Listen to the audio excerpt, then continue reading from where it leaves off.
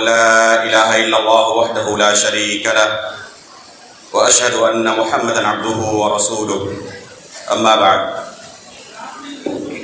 فقد قال الله عز وجل في كتابه فاعلم أنه لا إله إلا الله واستغفر لذنبك وقال الله عز وجل إن تنصروا الله ينصركم ويثبت أقدامكم. انتہائی قابل قدر صدر اجلاس، معزز مشائخ کرام، مہمانان اعظامی، عزیز طلبہ، یہ ہم سب کے لیے مسرت کی گھڑی ہے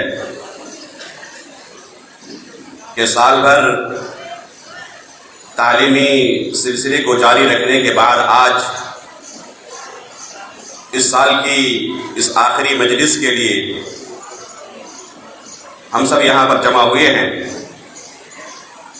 آج کا یہ اجلاس تعلیمی مظاہرے کے نام ہے، یہاں سے فارغین کے نام ہے.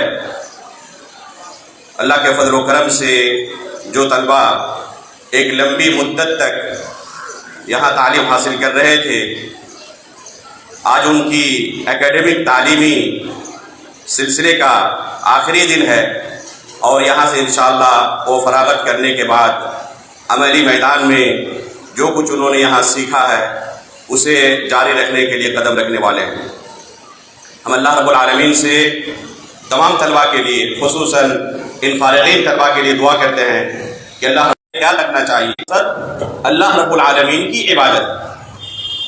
اس مقصد کو حاصل کرنے کے لیے دنیاوی اعتبار سے کسی بھی چیز سے تنازل کی ضرورت پڑے تو ہم اس کے لیے تیار ہیں، لیکن دین کے لیے کسی دوسری چیز کو قربان کرنا پڑے وہ ہمارے لیے آسان ہے. دنیا حاصل کرنے کے لیے اگر دین کو قربان کرنا پڑے تو ہم قطعاً اسے برداشت نہیں کر سکتے، کیونکہ یہی اصل ہے. اسی کے لیے اللہ رب العالمین نے ہمیں پیدا کیا، اسی کے لیے رسولوں کو اس دنیا کے اندر بھیجا، کیونکہ اللہ رب العالمین کی عبادت بغیر علم کے کرنا ممکن نہیں ہے.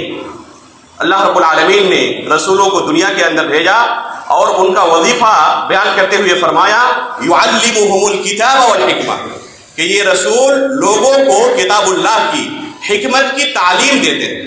تو اللہ رب العالمین نے رسولوں کو معلم بنا کر بھیجا تھا. اللہ کے رسول صلی اللہ علیہ وسلم اس سلسلے کی آخری کلی تھے. آپ کے بعد اس دنیا میں دوسرا کوئی نبی آنے والا نہیں ہے، لیکن تعلیم اور تعلم کا یہ سلسلہ قیامت تک جاری رہنے والا ہے. اب اس سلسلے کو آگے کون بڑھائیں گے؟ خود رسول اللہ صلی اللہ علیہ وسلم نے اسے بیان کیا ہے العلماء ورثۃ الانبیاء، کہ یہ علماء ہیں جو انبیاء کے وارث ہیں. اللہ رب العالمین کا ارشاد ہے ثم اورثنا الکتاب الذین اصطفینا من عبادنا، کہ ہم نے اس کتاب کا وارث اپنے بندوں میں سے چند چنندہ بندوں کو کیا. تو یہ جو طلبہ ہیں یہ اللہ رب العالمین کے چنندہ بندے، بے شمار لوگوں میں سے اللہ رب العالمین نے اپنے دین کی تعلیم کے لیے انہیں چن لیا ہے. آپ ان کی فضیلت کا اندازہ لگائیں کہ اللہ رب العالمین ان کے بارے میں اعلان کر رہا ہے ثم اورثنا الکتاب الذین اصطفینا. اللہ رب العالمین ان کے بارے میں اصطفینا کا اعلان کر رہا ہے کہ ہم نے انہیں چن لیا ہے، یہ چنندہ بندے ہیں. اس لیے انہیں اس فضیلت کا احساس ہونا چاہیے. میرے بھائیوں، دین پر عمل کرنے کے لیے علم ضروری ہے، بغیر علم کے عمل کرنا ممکن نہیں.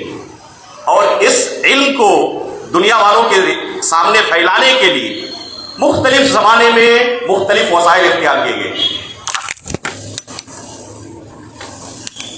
اگر یہ وسائل ہمارے پاس نہ رہے یا کم رہے تو یہ بہانہ نہیں بن سکتے کہ وسائل کی کمی کی وجہ سے ہم علم حاصل نہیں کر سکے یا علم کی نشر و اشاعت نہیں کر سکے.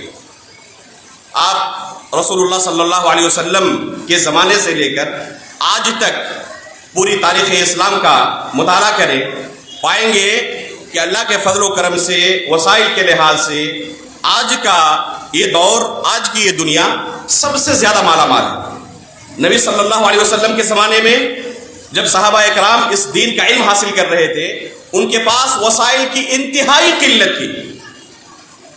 ان کے پاس لکھنے کے لیے آج کی طرح کاغذ نہیں تھے، اس لیے انہوں نے اس کے متبادل طریقوں کو اختیار کیا. ایسا نہیں کہ اگر وسائل کی کمی ہے تو اسے بہانہ بنا کر ہم پیچھے رہ جائیں. ان کے پاس جو متبادل وسائل تھے بھرپور استعمال کیا اور علم حاصل کرنا جاری رکھا. چنانچہ درخت کے چھالوں پر لکھتے تھے، پتھروں پر لکھتے تھے، ہڈیوں پر لکھتے تھے، چمڑوں پر لکھتے تھے. آج بھی قدیم زمانے کے ہرن کے چمڑوں پر، دوسرے جانوروں کے کھالوں پر لکھے ہوئے قرآن کے نسخے موجود ہیں. تو ان کے پاس یہ وسائل نہیں تھے، جو متبادل وسائل تھے انہوں نے ان کا اختیار کیا. ان کے زمانے میں ریکارڈنگ کا آلہ موجود نہیں تھا، وہ ریکارڈ نہیں کر سکتے تھے کسی درس کو، لیکن جو متبادل طریقے ہو سکتے تھے انہوں نے اختیار کیا. عمر فاروق رضی اللہ تعالیٰ عنہ کا واقعہ پڑھے. امام بخاری رحمہ اللہ نے اور دوسرے محدثین نے بیان کیا ہے کہ عمر فاروق رضی اللہ تعالیٰ عنہ نے اپنے ایک پڑوسی کے ساتھ باری مقرر کر لی. ایک دن آپ اللہ کے رسول کے پاس رہیں، میں گھر بار دیکھوں گا. دوسرے دن میں اللہ کے رسول کے پاس رہوں گا، آپ گھر بار دیکھیں گے. جو کچھ میں سنوں گا اچھی طرح اپنے ذہن کے اندر محفوظ کر لوں گا، آپ کو سنا دوں گا، آپ جو سنیں مجھے سنا دیں. یہ حقیقت میں ریکارڈنگ کا ہی ایک طریقہ تھا. ان کے زمانے میں ریکارڈنگ کا آلہ نہیں تھا، لیکن جو چیز مجھ سے فوت ہو جائے، کوئی درس چل رہا ہے اور اس درس میں مشغولیت کی بنا پر حاضر نہیں ہو سکتا، تو اس کے لیے جو طریقے تھے اس زمانے کے اندر انہوں نے اس کا استعمال کیا اور اس طریقے سے اس علم کو حاصل کرنا جاری رکھا. آج بہت سارے طلبہ ان کے سرپرست شکایت کرتے ہیں کہ آپ کے ادارے میں اس چیز کی کمی ہے، اس چیز کی کمی ہے، اس چیز کی کمی ہے. میں ایسے طلبہ سے اور سرپرستوں سے کہنا چاہوں گا کہ اللہ کے فضل و کرم سے، آپ کے تعاون سے بہت سارے وسائل موجود ہیں. کمی یقیناً ہے اور انشاءاللہ دن بدن ترقی کی طرف جامعہ گامزن ہے، لیکن جو سب سے بڑی نعمت ہے اللہ کے فضل و کرم سے کہ اساتذہ کی ایک اچھی خاصی جماعت موجود ہے، ایک بہترین ماہرین کی ٹیم موجود ہے جو دن و رات یہاں پر علم کی نشر و اشاعت کے لیے موجود رہتے ہیں اور اللہ رب العالمین کے دین کو ان لوگوں کو، ان طلبہ کو سکھاتے ہیں تاکہ یہ دوسروں تک اس دین کو پہنچا سکے. میرے بھائیوں، وسائل کی کمی کا ہم بہانہ نہیں بنا سکتے. اگر کوئی حقیقت میں پڑھنے والا ہوگا تو وہ جو بھی وسیلہ اس کے پاس موجود ہو، جو بھی طریقہ ہو، اسے غنیمت سمجھے گا. اگر کھانے کی کمی ہے یہ مانع نہیں ہو سکتا. اگر پہننے کی کمی ہے، پیسے کی کمی ہے، لائٹ کی کمی ہے، یہ چیزیں بہانہ نہیں بن سکتی کہ ہم نہیں پڑھ سکے. کتابوں کی کمی ہے، یہ چیزیں بہانہ نہیں بن سکتی. اب سلف صالحین کے قصے پڑھیں کہ کیسے انہوں نے علم کو حاصل کیا تھا. میرے بھائیوں، یہ علم جو آپ حاصل کر رہے ہیں یہ دین ہے. ان ھذا العلم دین فانظروا عمن تأخذون دینکم. سلف صالحین کہا کرتے تھے کہ یہ علم جو ہے یہ دین ہے. آپ اسے صرف علم حاصل کرنا نہ سمجھے کہ یہ ایک دنیاوی چیز ہم نے حاصل کی، آپ دین سیکھ رہے ہیں. اور جب آپ کے دل میں یہ جذبہ داخل ہو جائے کہ ہم دین سیکھ رہے ہیں تو ہر چیز کی قربانی آپ دے سکتے ہیں. سلف صالحین کے قصے پڑھیں، ایک ایک حدیث کے لیے مہینوں تک پیدل سفر کرتے تھے. امام ابو حاتم الرازی رحمہ اللہ پیدل 8000 کلومیٹر سے زیادہ انہوں نے سفر کیا. آج کی تاریخ میں کوئی سوچ بھی نہیں سکتا. پیدل تو چھوڑ دے، اگر سواری بھی مل جائے تب بھی کوئی سوچ نہیں سکتا. مکہ سے مدینہ کی مسافت تقریباً 500 کلومیٹر ہے. امام ابو حاتم الرازی رحمہ اللہ فرماتے ہیں کہ یہ مسافت میں نے پیدل کتنی بار طے کی ہے تعداد بھول چکا ہوں. انہی کے فرزند ابن ابی حاتم الرازی رحمہ اللہ اپنے بارے میں کہتے ہیں کہ مصر کے اندر اپنے چند ساتھیوں کے ساتھ علم حاصل کر رہا تھا. دن بھر ہم اساتذہ کے چوکھٹ پر جاتے رہتے، بھاگتے رہتے. اتنا مشغول ہمارا جدول تھا، شیڈول تھا. ایک استاد کے پاس نکلتے، دوڑتے ہوئے دوسرے استاد کے پاس جانا پڑتا. ان کے زمانے میں اس طرح کے مدرسے موجود نہیں تھے کہ طلبہ کلاس روم میں بیٹھے رہے، استاد چل کر خود ان کے پاس آئیں گے اور ان کو آ کر پڑھائیں گے. یہ وسائل ان کے پاس نہیں تھے، ان کو جانا پڑتا پیدل اساتذہ کے چوکھٹ میں.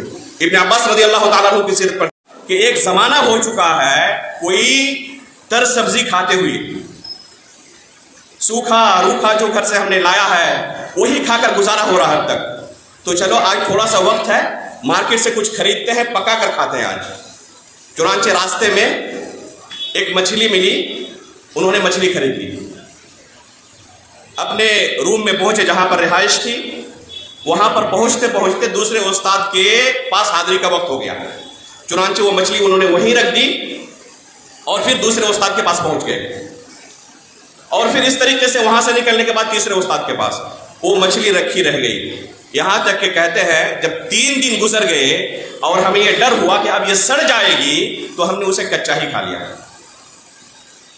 آج کے دور میں اگر کبھی کسی مدرسے میں اللہ نہ کرے کہ اس طرح کا کوئی حادثہ ہو، اگر 1 دن یا 2 دن کھانا نہ ملے تو پتہ چلے گا کہ آدھے طلبہ مدرسے سے بھاگ چکے ہیں، سرپرستان آ کے اعتراض کرنے لگے کہ اپنے بچوں کو نکال لیں گے، ہمارے بچے مر جائیں گے۔